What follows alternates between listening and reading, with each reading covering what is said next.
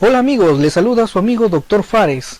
En esta oportunidad estoy con ustedes para acompañarlos a desarrollar el área de biomédicas del examen de la Universidad Nacional Toribio Rodríguez de Mendoza, el examen de admisión en la modalidad ordinaria tomado en el 2021. Así que les invito a acompañarme en este nuevo video. Les invito a suscribirse a mi canal de YouTube, como también a seguirme en mis redes sociales de Facebook e Instagram, que me pueden ubicar como @mkkcaicedo. Me pueden escribir al correo que aparece en sus pantallas, aprendoconfares@gmail.com, para poderles brindar los bancos o atender a las solicitudes de interrogantes que ustedes me escriben. Les mando un saludo a todos los chicos, a todos mis amigos que me han escrito al correo, y espero con mis aportes les hayan ayudado para que ellos puedan alcanzar su vacante a una universidad pública o privada. Según la normativa del presente año, el examen estaba constando de 100 preguntas, en las cuales 40% pertenecían a actitud académica y 60% pertenecían al área de conocimientos. Como recalco siempre en mis videos, hay una advertencia. Resulta de que cada universidad pues tiene sus módulos, tiene su centro pre, y por ende tienen cada una modalidad de fabricar y de tomar preguntas para el examen de admisión. Y también hay universidades que ya de por sí tienen respuestas para algunas preguntas de admisión que sí o sí se consideran de manera arbitraria. Así que por lo tanto en estos videos se brindan pautas generales. Sin embargo, es recomendable que se escuche a los docentes que enseñan en cada una de las respectivas regiones, que tienen más conocimientos en el área y en las modalidades oficiales de evaluación de cada universidad. Además, amigo, te digo de que cada docente tiene una forma de enseñar y se pide que respetes el estilo de cada uno y que tú trates de aprender de la mejor manera para que te generes un estilo propio. Este contenido, si persigue un fin lucrativo y mercantilista, es el de ser útil para que con una mejor educación y bajo la libertad podamos crecer como nación. Como dije en mis videos anteriores, revolucionemos al Perú y a la educación, pero no lo revolucionemos para el socialismo, que es un mecanismo empobrecedor, sino que bajo un capitalismo tal vez más humano podamos crecer bajo libertad. Y cuando revisen mi video, trata de utilizar lapicero de colores, sé muy ordenado en el estudio y repite los videos hasta poderlos entender, porque están libres. Además, no te olvides de suscribirte al canal y de compartir el contenido como agradecimiento con tus compañeros. Además, te agradecería mucho que también me hicieras llegar los exámenes de admisión que se toman en tu región, si quieres que te mande un saludo personalizado y que también ese tipo de resolución aparezca en mis videos. Así que te agradecería mucho que me enviaras las fotos o los escaneados de los exámenes que se hacen en tu región, para yo también poderlos resolver y compartir contigo e intercambiar material.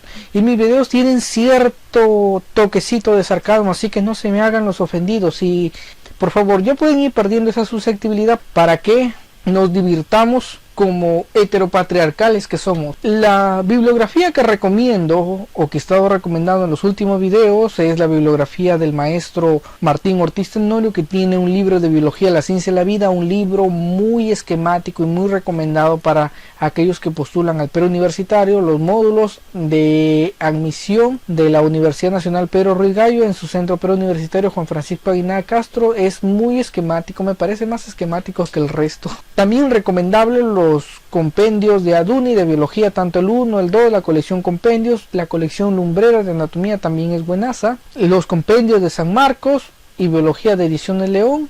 Y aquellos que les gusta el ámbito de la biología molecular, el ámbito de las aplicaciones, aquellos que les gusta el debate, aquellos que les gusta la biología molecular, pues tienen a su disposición estos 3 libros muy importantes, que los utilicé por ejemplo para chequear las preguntas de admisión a la Universidad Nacional de San Marcos, el de biología molecular de Armendáriz y el Gerald Carp. Y para anatomía les recomiendo en el preuniversitario simplemente el anatomía y fisiología humanas de Lumbreras y el compendio de anatomía. Y si eres un apasionado por el cuerpo humano, por la anatomía, si quieres también seguir medicina conmigo, estos libros de medicina te van a ser muy útiles, como el MUR de anatomía con orientación clínica, el SNEL también de anatomía con orientación clínica, el de fisiología del CIRCAR y Michael y el secreto de anatomía del mellonis. Ahora sí, dicha esa pequeña introducción, empecemos con la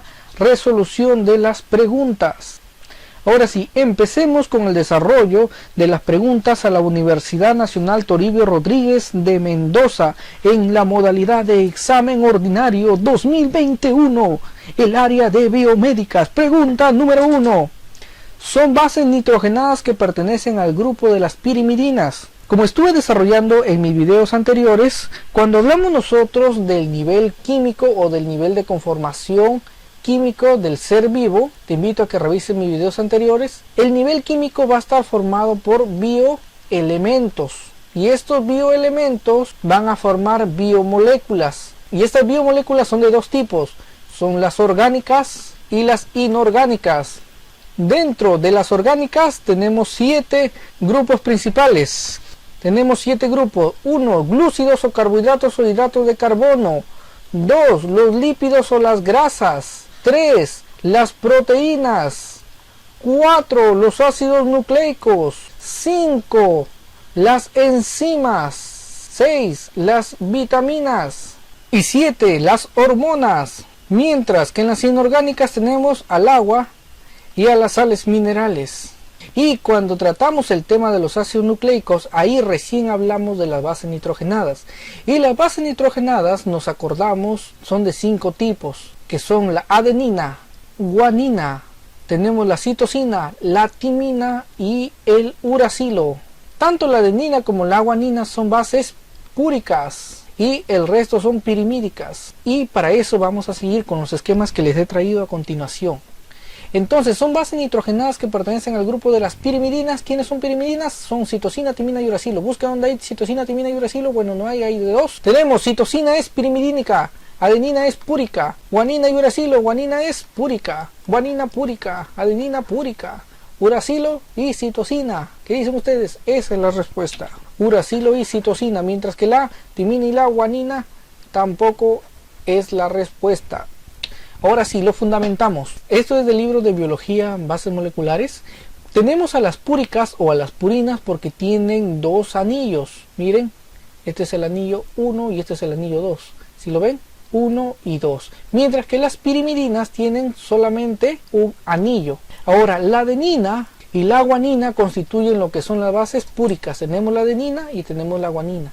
Mientras que la timina, citosina y uracilo pertenecen a las bases pirimidínicas. Además, cuando hablamos de los ácidos nucleicos están conformados por... Cuando hablamos de los ácidos nucleicos, que eso también lo hablé en otro video, tenemos las unidades básicas de los ácidos nucleicos que son los nucleótidos. Y los nucleótidos están constituidos por el famoso CHONS: carbono, hidrógeno, oxígeno, nitrógeno y fósforo.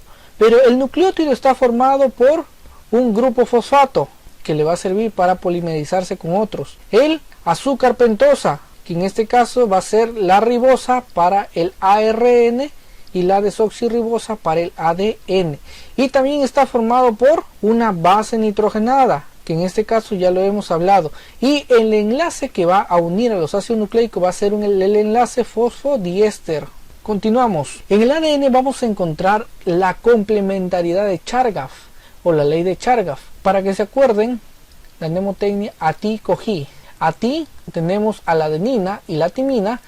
¿Quién de ellos es púrica y quién de ellos es pirimídica? Una púrica se une a una pirimídica. ¿Quién es la púrica? La que tiene 2 anillos. Acá tenemos a la adenina y se une mediante un enlace doble con la timina. Mientras que la citosina se une con la guanina a través de lo que es un enlace triple, como ustedes están mirando ahí. Esa es la ley o la complementariedad de Chargaff. Y acá tenemos prácticamente como a través del enlace fosfodiéster se generan las uniones. ¿Qué otra cosa más podemos decir acerca del ADN? Y podemos ver el ejemplo de la conformación del ADN, la estructura, cómo está a través de sus bases nitrogenadas, a través del grupo fosfato y de las uniones que se generan. Entonces eso es más o menos lo que es el doble hélice del ADN. Entonces ya hemos resuelto nuestra pregunta. Siguiente pregunta. El enlace distintivo otra vez de los ácidos nucleicos y de las proteínas respectivamente. ¿Qué te dije? ¿Cuál es el enlace de los ácidos nucleicos? El enlace fosfodiéster, porque se une de fosfato a fosfato, mientras que de las proteínas P con P, las proteínas se unen mediante el enlace peptídico, o mejor dicho, los aminoácidos que van a conformar a las proteínas se unen mediante el enlace peptídico. Busca eso en las alternativas y la respuesta es la alternativa E. Mira, hijo, sí salió. Y ahí tenemos, por ejemplo, el enlace fosfodiéster que une a los ácidos nucleicos, mientras que en la unión de los aminoácidos, aminoácido 1 y aminoácido 2, ya con una pérdida de la molécula de agua, tenemos la formación del enlace peptídico. Para formar en este caso un péptido más otro péptido te da un dipéptido. Pregunta número 3. Etapa de la meiosis 1, en donde ocurre el proceso denominado crossing over. Ya nos están hablando en esta pregunta acerca del proceso de mitosis y de meiosis o de reproducción celular. Cuando entramos al concepto de reproducción celular es el proceso en donde las células originan otras nuevas células. En los eucariotas, esta división celular es originada por el mismo material genético. El ciclo celular que está en algunas de las siguientes láminas. La respuesta aquí es paquiteno, pero vamos a justificarla por qué. Tenemos en estos momentos el ciclo celular que comprende dos fases. La fase más larga del ciclo celular es la interfase y la fase más corta, por ende, es el proceso de la división celular. Pero la fase de interfase está compuesta por tres fases más. Uno es la fase G sub 0, 2 es la fase S y 3 es la fase G sub 1. En la fase G sub 0 existe en la célula, debido a que se va a reproducir una duplicación de su tamaño y aumenta la cantidad de organelas y de otras moléculas, todo lo aumenta al doble. Entonces el crecimiento y la expansión al doble se produce en la fase G sub 0, en la fase de crecimiento, mientras que en la fase S se duplica recién el ADN para que existan dos copias de información genética, y luego estas se inician al proceso de la fase G sub 1, en donde los cromosomas empiezan a condensarse y en donde ya se está preparando la maquinaria para recién ingresar al proceso de división celular. En el proceso de la división celular los cromosomas se separan, finalmente viene el proceso de citocinesis y se termina prácticamente cuando ya existen las dos copias o ya se ha ejecutado la citocinesis. Sin embargo, como ustedes pueden mirar, acá tenemos la fase G, G2, M, S. En la otra imagen pueden ustedes ver cómo va evolucionando el cromosoma a través de las fases del ciclo celular. Empezamos por el GC1, tenemos la fase de síntesis, el G2, el M, de la mitosis, en donde ya ingresa por ejemplo el profase, metafase, anafase y finalmente telofase. Pero nosotros tenemos dos tipos de células: las células somáticas de cualquier parte del cuerpo y las células germinativas o germinales, las células de las gónadas o las células que se encargan de realizar la reproducción de tipo sexual y tienen el objetivo de combinarse y de cambiar el material genético para perpetuar la especie. Estas células van a realizar el proceso de meiosis. Ya tenemos la meiosis, que es la reduccional, y tenemos la segunda meiosis, que es la ecuacional.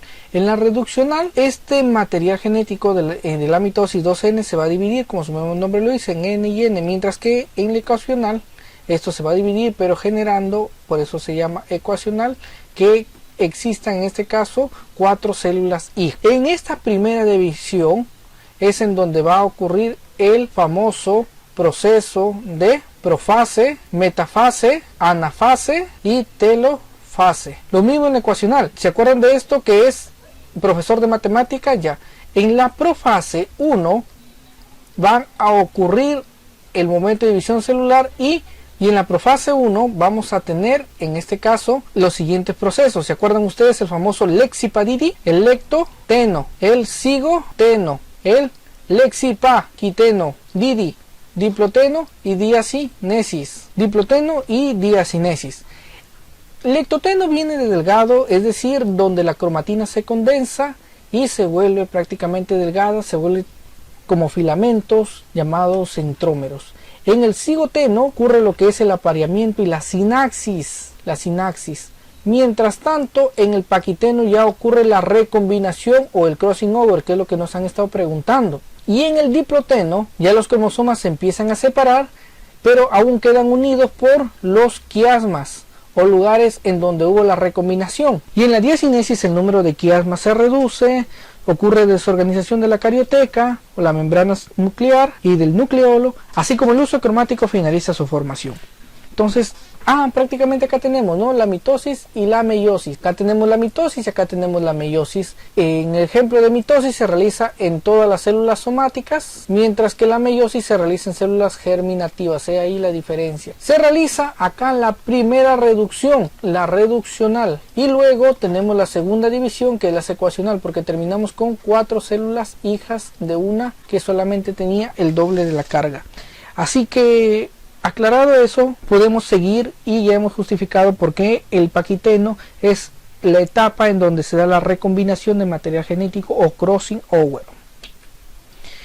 Pregunta número 4.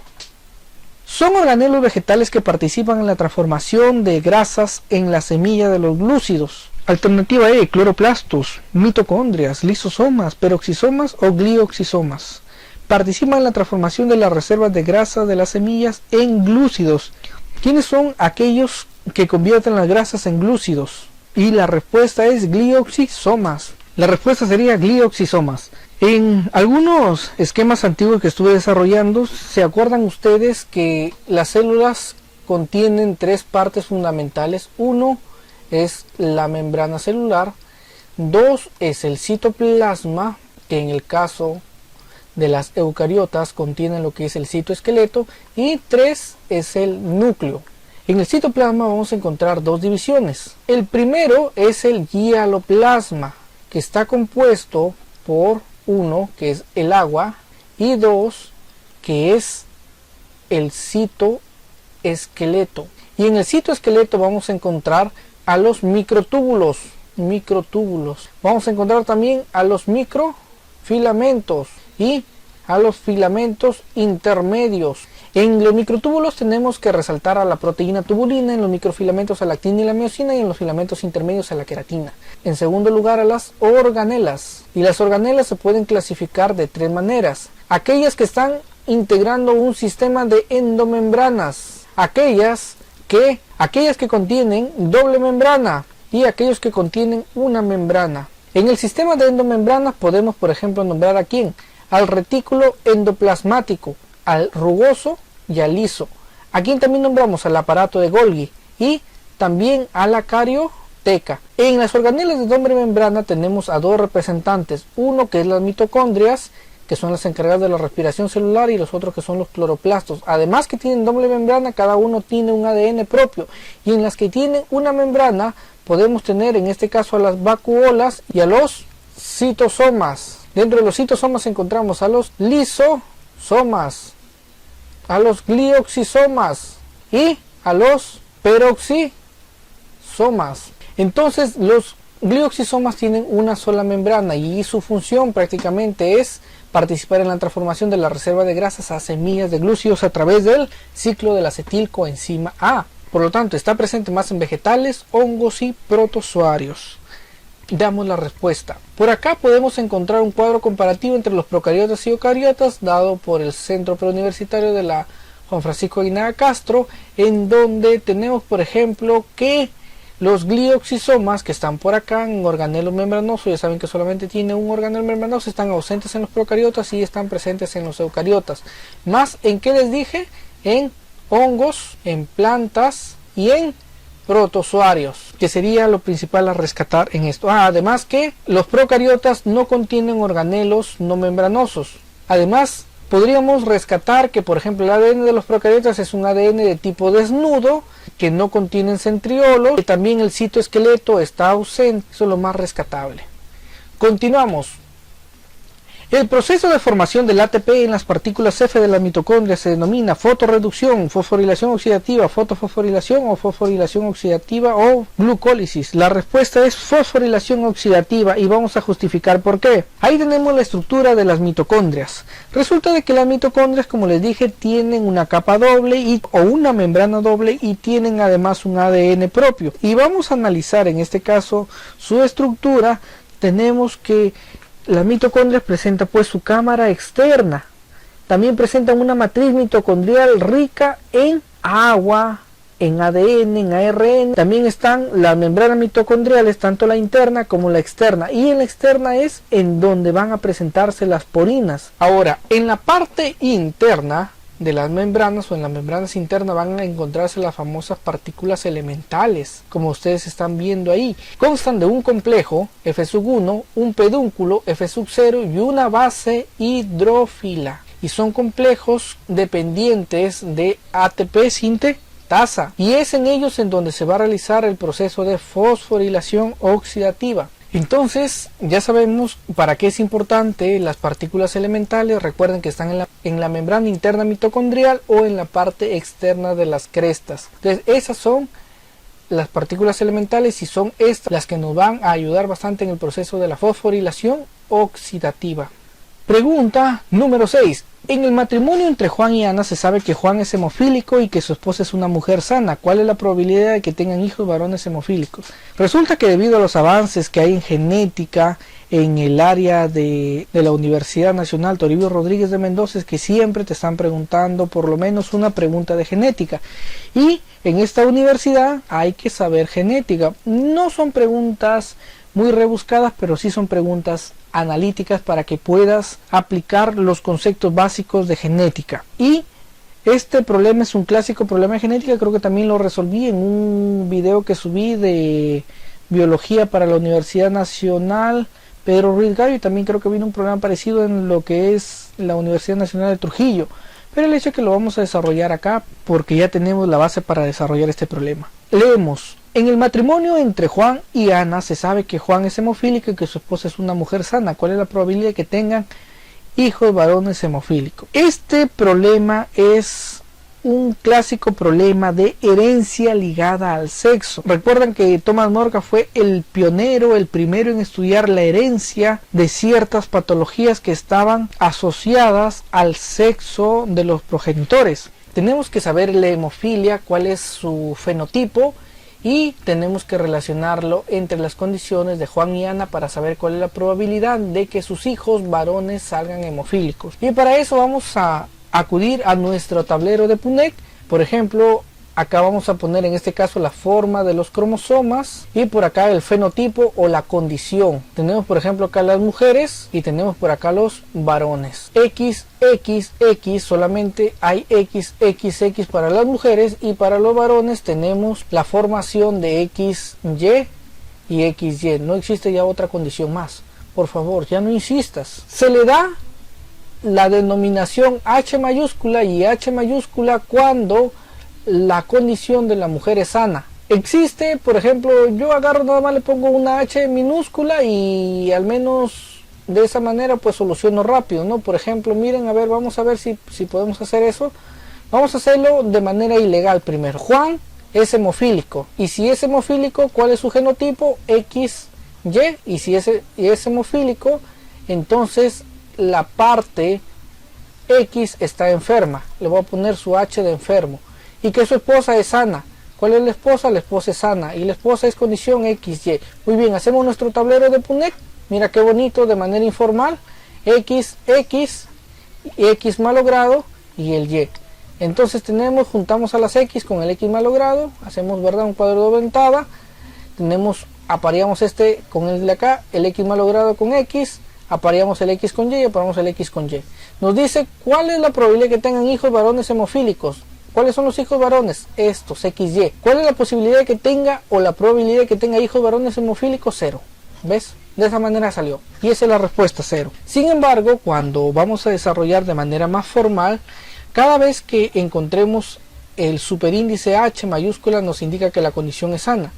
Si encontramos un superíndice H mayúscula y un H minúscula, encontramos que la mujer es portadora de la enfermedad. Y la última condición en donde se presentan los dos H minúsculas a manera de superíndice es que la mujer está enferma, ¿ya? Mientras que para los varones la presencia de un H mayúscula nos indica que el varón es sano, mientras que un H minúscula como superíndice nos indica que el varón es un enfermo. Entonces tenemos por acá, y vamos a poner primero, como buenos representantes de la sociedad patriarcal, heteronormativa, machista. Entonces vamos a poner primero al varón, ya vamos a poner primero al hombre arriba. ¿Y cuál es la condición del hombre? XY, X enfermo. Por acá vamos a poner al enfermo, mira enfermo. Y por acá vamos a poner en este caso a la madre debajo del varón, como buen representante de la sociedad machista, heteropatriarcal y del gobierno y del Estado. ¿Cuál es la condición de la madre? Me dice que la madre es portadora o enferma. Me dice que la madre es sana, mira, aprende, es una mujer sana, sin vicios. Mira qué bonita, es una mujer que no es feminazi.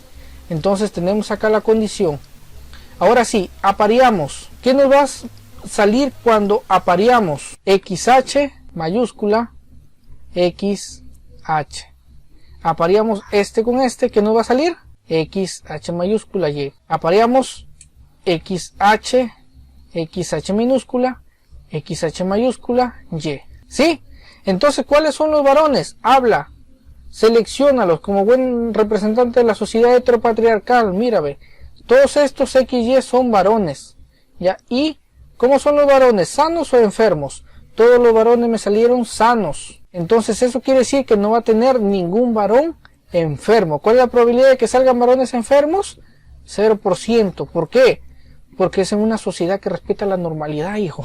Eso es lo que nos dicen las leyes de la genética en el tablero de Punnett. Con este problema me despido porque son solamente 6 preguntas. Si quieres revisar preguntas en el área de biomédicas o del examen de admisión a otras universidades públicas y privadas, están en mis demás canales de YouTube. Búscame como Dr. Fares Matthew, Medicina y Biomédicas. Así que, amigos, me despido, esperando que se encuentren muy bien, esperando que estudien mucho. Me despido de los futuros universitarios, de los que en realidad van a hacer el cambio para su Perú. Recomendarles siempre que se cuiden mucho, que estamos en una situación de pandemia, en donde también abunda la infodemia y tenemos que ser muy críticos para seleccionar la información. Tenemos que ser muy críticos, muy cuidadosos. No se olviden, amigos, pueden escribirme a mi correo de aprendoconfares@gmail.com. A mí me conoce como Fares Matthew. Seguiré resolviendo los exámenes de admisión del área de biomédicas para que ustedes puedan aprender y justificar las preguntas y de esa manera puedan lograr ingresar a la universidad. Suscríbete a mis canales, comparte, sígueme en Facebook, sígueme también en Instagram y se despide su amigo Dr. Fares Martín Caicedo Bifil. Hasta pronto, hasta una nueva oportunidad. Nos vemos, amigos.